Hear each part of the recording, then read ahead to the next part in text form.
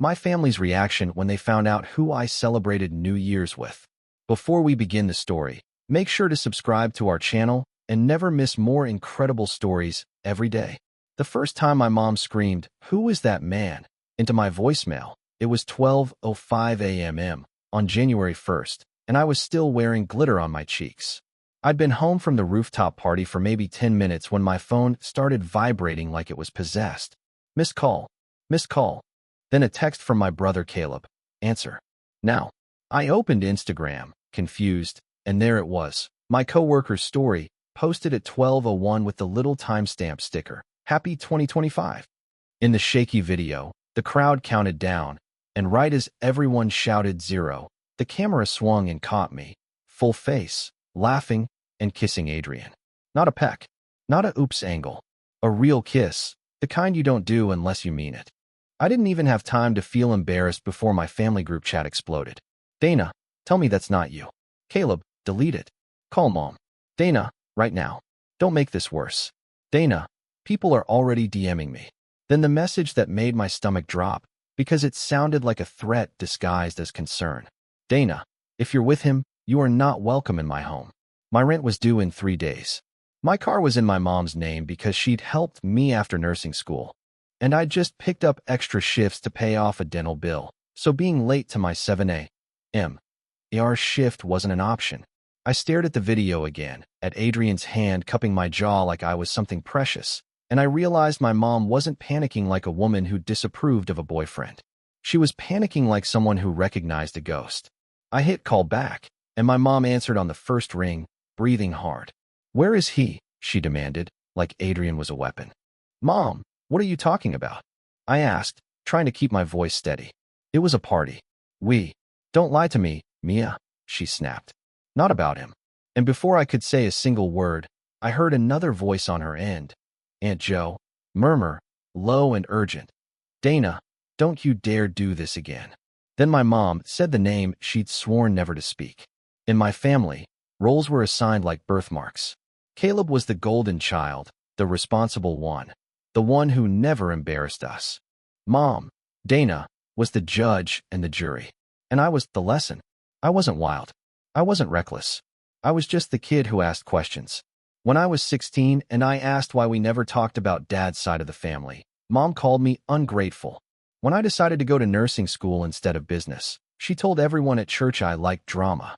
If something broke, I'd probably done it. If something went wrong, I was always making things harder. Last month was the perfect example. Caleb hosted a friends and family holiday open house at Mom's place. Her staged, magazine-perfect home with the white tree and the candles that were too expensive to light. I came straight from a double shift at the ER, still smelling faintly like antiseptic and coffee. I brought a pie.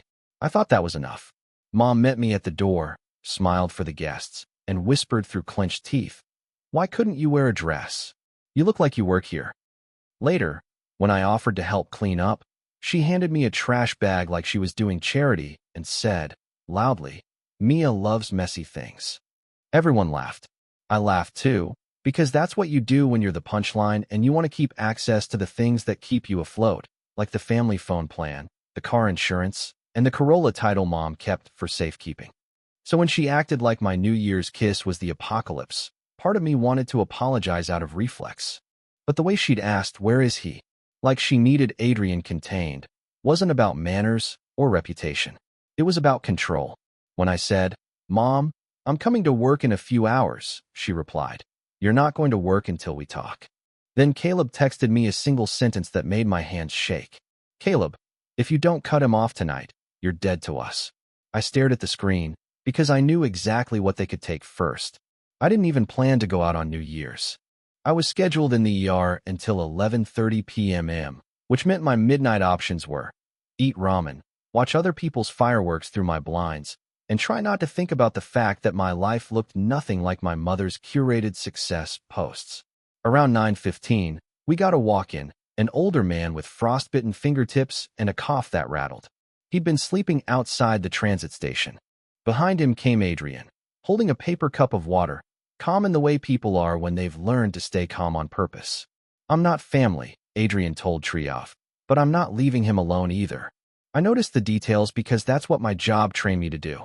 Clean jeans, worn boots, a cheap watch with a cracked face. The way he spoke to the older man like a person, not a problem. The way he watched me check vitals like he was memorizing the process. Later, while the doctor was distracted, Adrian leaned toward me and said quietly, "Thank you for not talking to him like he's invisible." I should have shrugged it off. I should have gone back to charting. But it landed in the sore place in me that was tired of being treated like an inconvenience. At 11:40, my coworker waved her phone at me. "We're doing a quick rooftop thing by the river," she said. 10 minutes. I know you're exhausted, but you deserve a countdown that isn't fluorescent lighting. I said no twice. I said yes the third time, because I was lonely and because I was sick of ending every year with my mom's voice in my head. When I walked into the rooftop crowd at 11:58, I wasn't looking for anyone. Then I saw Adrian by the railing, hands in his pockets, staring at the city like he was measuring it. He turned when he heard my laugh, and his face softened like he'd been hoping I'd show up. "Didn't expect to see you here," I said.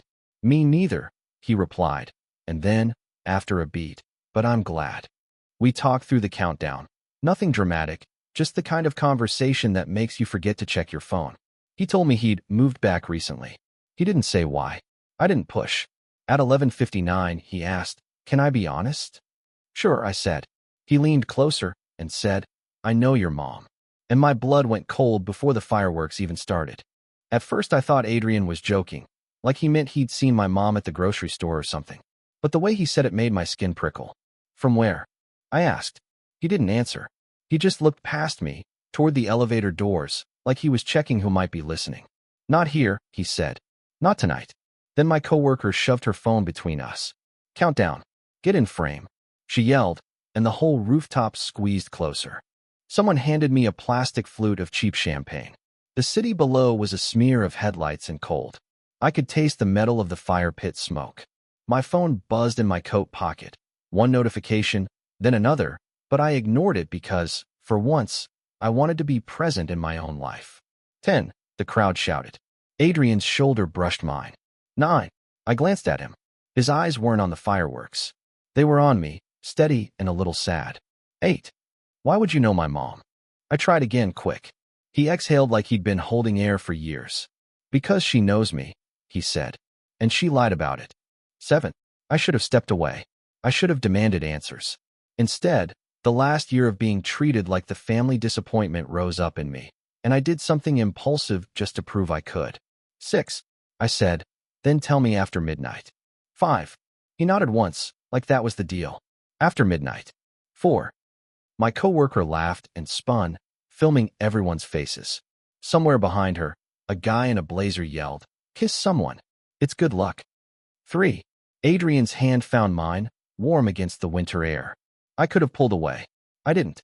2, the fireworks started early, one bright crack that made everyone flinch and cheer at the same time. 1, Happy New Year, the rooftop screamed. Adrian leaned in. I met him halfway. The kiss was quick, but it was real, and for a second I didn't feel like a mistake. Then I heard my coworker squeal, "Oh my God, that was so cute," and watched her thumb hit post before I could even blink. My phone buzzed hard enough to hurt, and when I finally pulled it out, the first alert on my lock screen was my mom's name, followed by one word. "Dana, no." I looked up, and Adrian was already backing away like he'd been burned.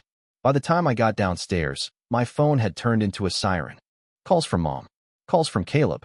A missed FaceTime from an unknown number that turned out to be Mom's best friend from church. My Instagram DMs filled with people I hadn't spoken to since high school. "Is that you with Adrian Hart?" I didn't even know his last name was Hart. In the elevator lobby, I opened the group chat again. "Dana, delete that story. Call me. Now." "Dana, you have no idea what you've done." "Caleb, get away from him. I'm on my way to you." Outside, the parking lot was slick with frost.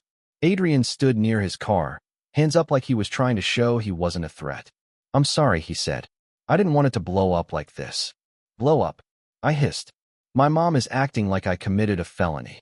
Adrian's jaw tightened. "Because she thinks you just put her on a clock." Before I could ask what that meant, headlights swept across us. Caleb's SUV rolled in too fast and stopped crooked, like he'd slammed the brakes. He got out without even shutting the door, face flushed with anger. Mia, get in the car. Caleb, it's freezing. Get in the car, he repeated, eyes locked on Adrian. And you, back off. Adrian didn't move. She's an adult, he said evenly. She can decide. Caleb laughed, short and sharp. You don't get to talk about decisions. Not after what you did. What did he do? I demanded. Caleb jabbed a finger toward Adrian. Mom says you always come back when you want money. That you're here to ruin us. Adrian's expression didn't change, but something in his eyes went dark. I'm not here for money, he said. I'm here for the truth. Caleb finally looked at me. Mom's having an emergency meeting. Right now? If you walk in there still defending him, you can pack your stuff and forget you have a family. He lowered his voice, like it was mercy. Say it. Say you're done with him. My phone lit up with a new text from Mom, and this time she didn't bother pretending. Dana, cut him off, or you're dead to us. Adrian leaned close and murmured, if you do, she wins forever. I opened my mouth to answer, and Caleb stepped between us. I didn't go to my mom's that night. I told Caleb I needed sleep before my shift, and for a split second I saw relief in his face, like he could report back that I'd chosen correctly. But the relief vanished when I added, I'm not promising anything about Adrian until I hear the truth. Caleb's voice went flat. Then you've made your choice. He drove off. Mom didn't call again. She didn't have to. At 1:17 a.m., my phone flashed. No service. The family plan was gone. At 6:10, I tried to start my Corolla, and it coughed once and died. A tow truck idled across the lot, like it had been waiting. The driver wouldn't meet my eyes. Ma'am, I have a repo order, he said, holding up a printed sheet with my mom's name at the top. I'm just doing my job. I walked into my ER shift shaking, not from cold, but from the kind of humiliation that makes you want to disappear. I borrowed a coworker's charger. I logged into the hospital computer and found an email from my landlord. Reminder, rent due by end of day, January 3rd. I spent the morning placing IVs and smiling at patients while my brain did math and panic at the same time. At lunch, I used the break room phone to call Mom. Straight to voicemail. I called Caleb. Straight to voicemail. Finally, I called the one person in my family who didn't treat silence like punishment, Aunt Jo. She answered on the second ring. Honey, she said, and I hated how sad she sounded, like she'd been expecting this call for years. They turned off my phone. I said, voice cracking. They towed my car. Over a kiss. It's not over a kiss, Aunt Jo said immediately. My throat tightened. Then what is it? There was a pause long enough for me to hear the vending machine hum through the line. Your mother's going to tell you Adrian is dangerous, she said. She's going to make you feel responsible for protecting the family. I just want to understand, I whispered. I know, Aunt Jo said softer. That's why this is happening. Because if you understand, you'll ask the question she can't answer. What question? I asked. Aunt Jo swallowed audibly, like it hurt. Why his last name is on your grandfather's papers. That night, I found a file labeled Heart in Mom's cloud. Mom never taught me how to feel safe, but she did teach me how to be useful. Which is why, when I moved out 2 years ago, she insisted I stay on the family iCloud so she could help if my phone broke. I'd rolled my eyes at the time and accepted it, because fighting felt expensive. At 2:03 a.m. on January 2nd, I dug my old iPad out of a drawer, connected it to my Wi-Fi, and tapped into the shared drive. There it was, a folder buried under Taxes, titled Estate. Inside were scans of documents I'd never seen in my life. The file names were so neat it screamed Dana. 2018_trust_addendum_final, PDF. Heart_payment_schedule. XLSX. Due_and_print. JPG. I opened the spreadsheet first, because I'm a nurse and numbers don't lie the way people do. The header read, Payments to A.H. Consulting. Under it were monthly transfers, $1, $500, $1,500, $1,500, going back years. The memo column said things like maintenance and keep quiet. One line jumped out. December 28th, 2024, $6,000. NY travel. I felt sick. 2 days before I kissed Adrian, Mom sent $6,000 to someone with his initials. I clicked the PDF. My grandfather's name was at the top, Gerald Monroe, followed by a list of beneficiaries. Caleb's name, Mom's name, and then, tucked between them like it was always supposed to be there, Adrian Hart, 25% interest, contingent upon verification of identity. Verification of identity. I scrolled down and saw a sticky note scan, Mom's handwriting in black marker. If he shows up, delay. Do not admit. Do not let Mia talk to him. My hand started shaking so hard I nearly dropped the iPad. Because it wasn't just that Mom knew Adrian. It was that she'd been paying him and planning for me. At 7:11 a.m. As I sat on my couch staring at the screen, a new email popped into the iPad's inbox, an iCloud notification. Shared album updated, family only. And the first photo preview was a screenshot of my own face, circled in red. The caption under it was my mother's text. This is what betrayal looks like. Then I noticed the date on the addendum matched my birth month. By noon, my mom's campaign had a narrative. I got a call at the nurse's station from an unknown number. When I answered, Dana's voice poured through like poison. Do you feel proud? She asked. Because that man has a pattern. I gripped the receiver. You repossessed my car and shut off my phone. Over what? Over you letting a predator into our lives, she snapped. Adrian Hart is a con artist. He gets close, he collects information, and then he bleeds families dry. That's funny, I said, voice shaking. Because your spreadsheet shows you've been paying him for years. Silence. Then her tone softened into the voice she used on church ladies. Mia, sweetie, you don't understand what you're looking at. Those payments were protection. Protection from what? From him, she said. From what he'd do if we didn't keep him calm. I remembered the memo line. Keep quiet. Why is he in Grandpa's trust? I asked. Dana's breath hitched. Because he forged something. He manipulates paperwork. He's dangerous. Then why did you write, do not let Mia talk to him? I asked. She didn't answer that. She went straight for guilt. You think you're independent, she said. But you're one bad week away from drowning. I have always been the net under you. And you repay me by humiliating me publicly. She lowered her voice. I am giving you one chance. You will send him a message ending it. You will come to my house tonight for a family meeting. And if I don't, her voice turned sharp. Then you can sleep in your little apartment until they evict you. I hung up and opened the family-only album. Mom had uploaded screenshots of Adrian's profile and his license plate from the rooftop video, plus a blurry mugshot of some random guy, captioned, "This is who he really is." Caleb replied, "We tried to warn you." Aunt Jo texted me from her flip phone number, short, urgent. Don't believe her. Dana's using the old story again. Old story. She was afraid Adrian would talk, and I knew where to find him. Adrian didn't pick up when I called. Probably because my number had changed when Mom kicked me off the plan. So I did the only thing I could. I went back to where I'd first met him. At 4:22 p.m. on January 2nd, I stood outside the transit station with 2 coffees and the kind of nerves I usually reserve for trauma codes. The winter air tasted like exhaust. Adrian showed up anyway, like he'd been expecting me. Same worn boots. Same cracked watch. He took the coffee but didn't drink it. You shouldn't be here, he said. I'm already here, I replied. Tell me the truth. Why does my mom know you? His eyes flicked over my face, like he was deciding whether I could handle it. Because she's been paying me to stay away, he said. Stay away from what? My grandfather's estate, he said. Your grandfather? Gerald Monroe. The words landed wrong in my head. Gerald is my grandfather, I said. Mom's dad. Adrian nodded once. I know. I pulled the iPad from my bag and showed him the trust addendum and the spreadsheet. Is this real? I asked. He stared at the memo line. Keep quiet. And his mouth tightened. Yeah, he said. That's her handwriting. Why are you listed as a beneficiary? Because Gerald put me there, Adrian said. After he found out who I was. My throat went dry. Who are you? Adrian didn't answer immediately. He glanced at the station doors, then at the street, like he'd been trained to expect someone watching.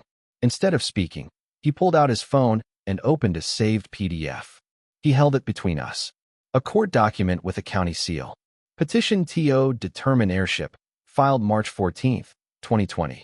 Plaintiff, Adrian R. Hart. Respondent, Dana Monroe. Under reason, one sentence was highlighted.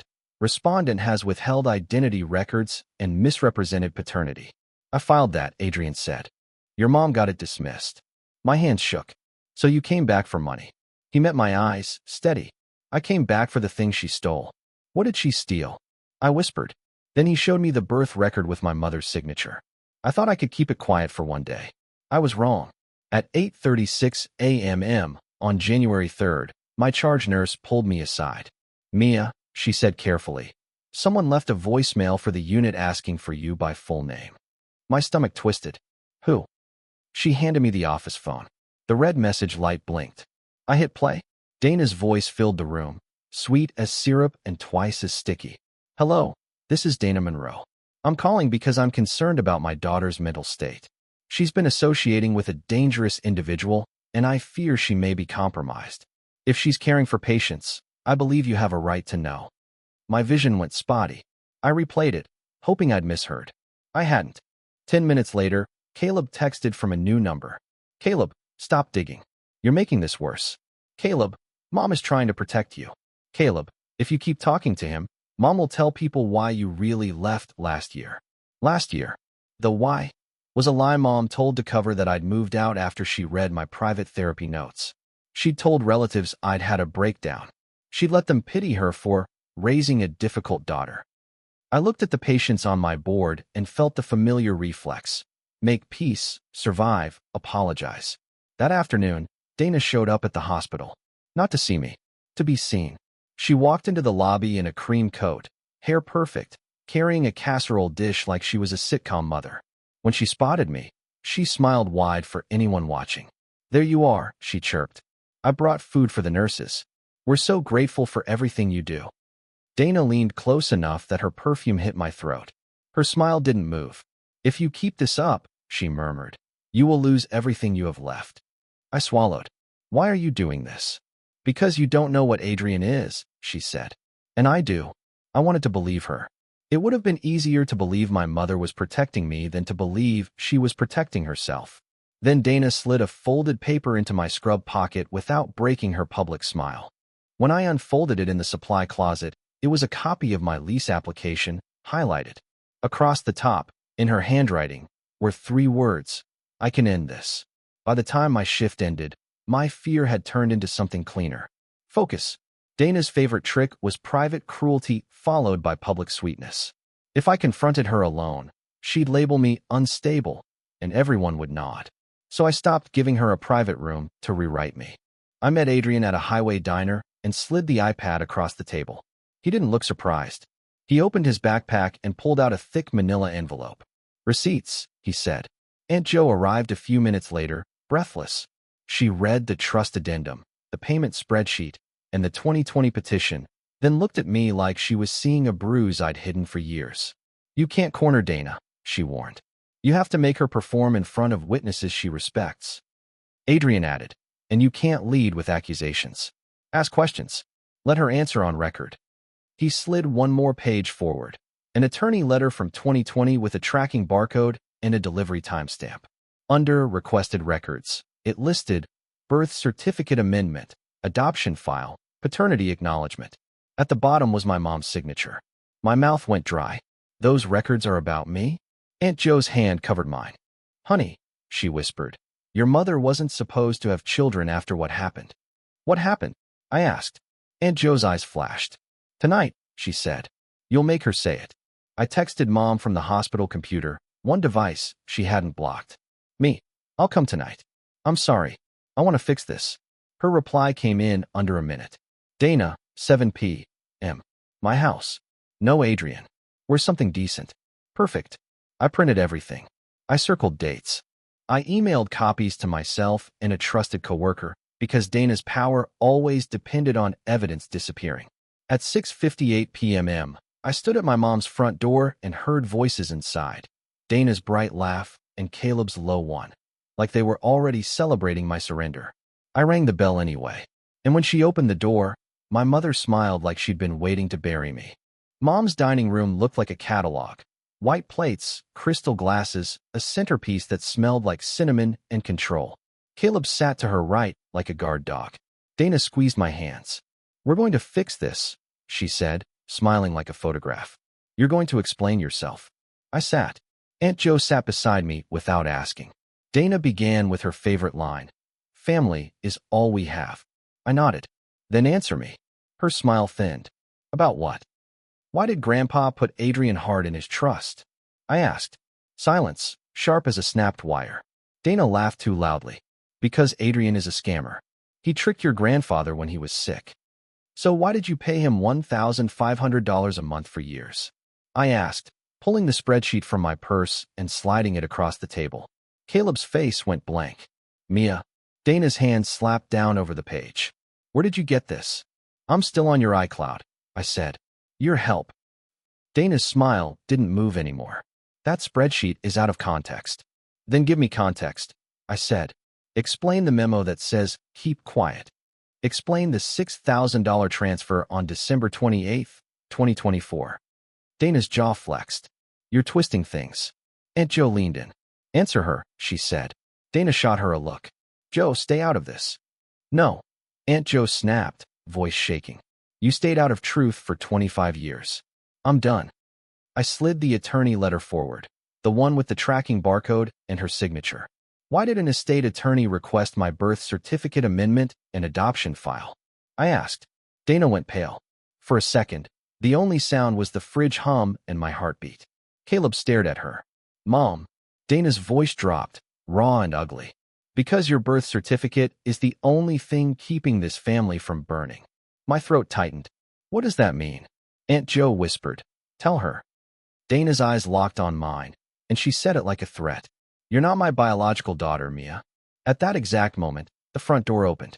I turned, and Adrian was standing in the entryway. Dana's chair scraped back. Get out of my house, she snapped, loud enough for the street.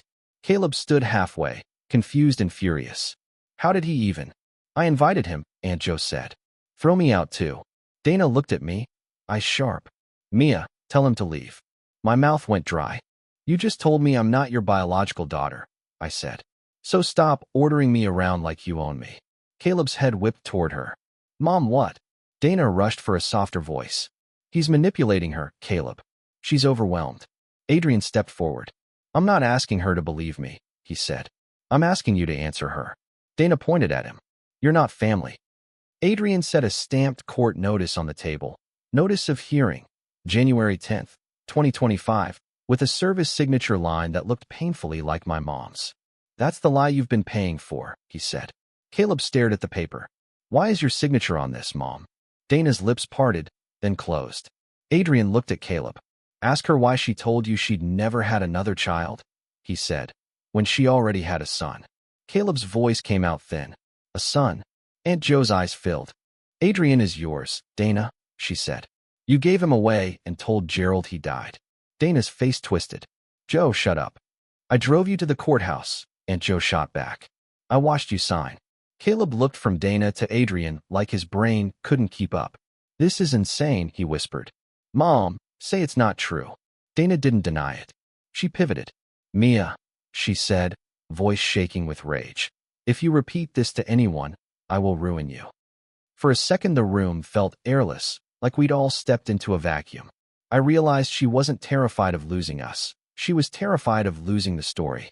Then Adrian placed one last page on the table, an itemized payment ledger with Dana's notes in the margins, and said, quietly, sign the release, or the court will.